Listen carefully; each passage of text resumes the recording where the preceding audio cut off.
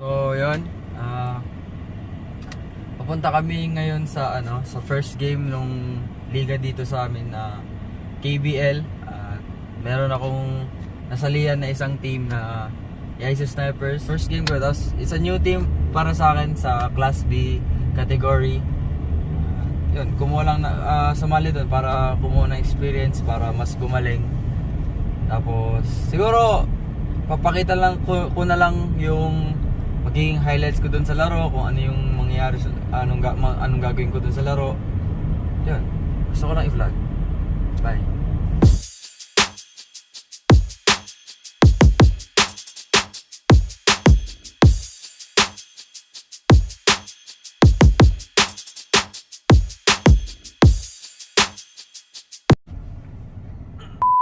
So yun, nandito tayo sa gym. Court, kumbaga sa inyo, court siguro. Pero dito kasi tawag gym. So, yun. Yung mga highlights na ipapakita ko gaya ng sabi ko kanina. At mga clips ko na lang kasi di ko naman talaga to team. So, bagong team ko pa lang siya. So, yun. Siguro after nito, baka mag-car wash kami. Di ko pa alam yung ibang gagawin namin. Pero, yun. That's basically siguro yung highlights nung araw ko ngayon. So, yan.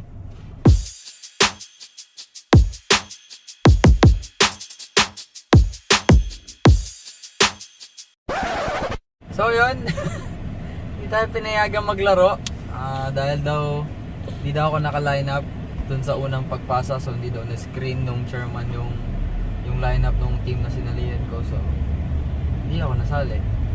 Hindi tayo pinayagan. So wala naman tayo magagawa doon. We cannot control the uncontrollables kasi decision din naman na iba yun. So move on na lang. Magantay na lang siguro sa next opportunities, but we have to stay ready lang. Pa-condition pa rin tayo. Huwag mawalan ng gana. So ngayon, pupunta na lang kami dun sa Papawis game na sa may kabilang side or like other prefecture. So yun na lang muna. Yun na lang muna yung highlights na ibibigay ko.